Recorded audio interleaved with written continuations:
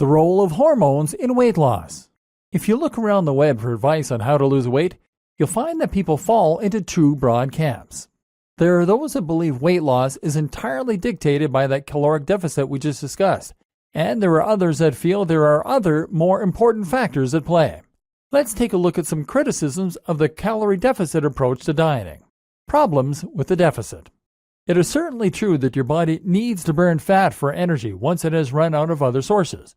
It is certainly true that if you have no other means of getting that energy, you will lose fat stores and eventually you lose weight. This really is simple math, cause and effect. But the problem comes with calculating that magic AMR, active metabolic rate. These calculations are rough guesses at best, and they are based on nothing more than your physical features. The best calculations take into account your muscle mass, which is metabolic active. But even these don't take into account underlying issues such as the balance of your hormones. Simply put, some hormones help you to burn fat faster, and some help you to burn fat slower. These are directly responsible for how many of those processes that require energy are going on in your body at any given time, and how capable your body is of utilizing the various stores of energy available to it. Just a few of these hormones include cortisol, insulin, thyroid hormones T3 and T4, adrenaline, serotonin, leptin, ghrelin, testosterone, estrogen, progesterone, IGF-1, human growth hormone, and many more. The problem is that we all have different balances of these hormones. These hormones are in constant flux and are affected by everything from what we're eating at the time and how stressed we are to how much sleep we've had and how sunny it is. Some people have imbalances in these hormones that are permanent, while others will use medications that can alter them. Those fitness gurus that ignore the role of hormones in weight loss can't explain why hypothyroidism or polycystic ovaries leads to weight gain. They also can't explain why using steroids builds muscle and burns fat. You may not have a condition like hypothyroidism, but the point to recognize is that these conditions are not really binary. You don't have to have or not have a condition, but rather, you can view everyone as existing somewhere along the spectrum. You might have a slightly lower production of thyroid hormones than someone else, or you might be higher in testosterone. This is why some people lose fat very easily, and it is why some people struggle to lose it. That's also why things tend to get harder for us as we get older, and it's why things get harder for us as we become more stressed and more tired. All of this upsets our hormone balance and puts our bodies into fat storage modes. The issue is not with a calorie deficit, but rather our ability to accurately calculate our own AMR. Not only that, but these hormones also play a very big role in why we struggle to lose weight. They make us hungry, low in energy, and depressed. And they contribute directly to fat storage around the midriff. This is before we take into account the fact that it is essentially impossible to calculate the precise number of calories burned. Heart rate alone is not a perfect correlate for calories burned, or the number of calories in any given item of food. You really think that every single apple has the precise same number of calories in it? Are you sure you're really adding precisely the same amount of sauce to your meals? Then there's another fallacy of the calories in-out diet, which is the notion that our calories somehow magically reset at the end of the day, that we can make sure we're in a calorie deficit on Monday and then start again on Tuesday. In reality, the buildup of calories is cumulative and can be carried over. And then there's the way that eating in itself can affect your hormonal balance and process the foods that are coming in. The cycles of the body.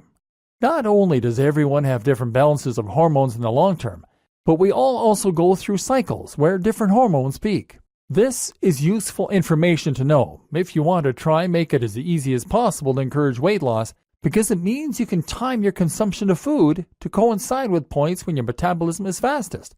And you can try to diet the hardest at points when you're less likely to be hungry. For example, when you wake up first thing in the morning, your body is in a fasted state. This is simply because you have just gone the last 8 hours without eating anything, thereby meaning you have very low blood sugar. How does the body interpret this? It interprets it as danger. In other words, your body will now react by telling you you need to eat, and you need to eat fast. If you don't get food into your system quickly, then you might starve. Remember, as far as your body is concerned, you're still surviving out in the wild. Thus, your low blood sugar will trigger a release of cortisol, the stress hormones that will motivate you to go and find food. This is also what makes us grumpy in the morning. You'll release sugar from stores into the blood, and you'll produce ghrelin, the hunger hormone. This also triggers the release of myostatin, a chemical that tells the body to burn muscle and use it as fuel. In other words, you're now in a catabolic state. This is further enhanced by the light coming in through the window, which wakes us by triggering the release of cortisol and nitric oxide in the brain. Once you've eaten, though, things change. Now sugar is released immediately into your body, which the body sees as good news. This triggers the release of serotonin, a feel-good hormone, followed by melatonin, which is the sleep hormone. This is why we often feel sleepy after a large meal. Now, your brain becomes slower and groggier, and you feel happier, but countless other activities can similarly alter your hormone balance. As it gets darker, for instance, we release more of the sleep hormone, melatonin. Likewise, if we're in a good mood and having fun with friends, we release more serotonin. Likewise, when we work out, this triggers the release of stress hormones, followed by anabolic hormones like growth hormone and testosterone to trigger growth. Ultimately, the body is constantly swinging between an on state called catabolic, or fight and flight, and an off state called anabolic, or rest and digest. When the body is hungry, harmed, or threatened, you become more alert and produce more stress hormones. At this point, you burn your energy stores because you need to keep going. But when the body is relaxed or you've eaten a satiating meal, that's when you're more likely to store fat and build muscle. The issue is where the next huge factor comes in: lifestyle. We'll look at that in the next video. But first, the roles of carbs and fats. As mentioned, the timing of your food and the way you eat can have a big impact on your hormonal balance. Likewise, the hormonal balance can have a big impact on the way that you're eating. For example, if you eat first thing in the morning, you break your fast. That is to say that you take yourself out of a catabolic state where the body is desperate for food and is burning fat. And some people will then try to extend this catabolic state for as long as possible as a trick to burn more fat. They might even engage in something called fasted cardio, which means that they'll work out first thing in the morning, before breakfast, so that the only thing available to burn is stored fat. Another trick is something called carb backloading. Here, you engage in intensive exercise designed to deplete the glycogen stores. Then you consume carbs, and as a result, they will be more likely to be stored in the muscle cells rather than being stored as fat. But the technique that most people are interested in is to avoid simple carbohydrates altogether. Simple carbohydrates are any carbs that release their energy immediately into the blood. These tend to be the sweetest carbs like sugar, cake, and white bread.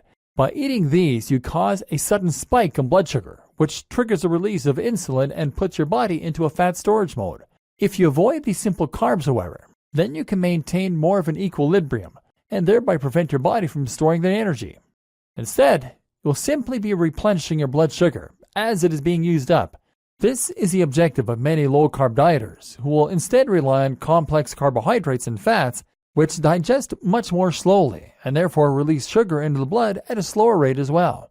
Some low-carb dieters and fasters will go even further to try and reduce blood sugar to the point that the body begins producing an alternative energy source, ketones. Do you need to worry about this? Is any of it relevant for losing your belly? Don't worry. Everything will be explained into a simple-to-follow program very shortly.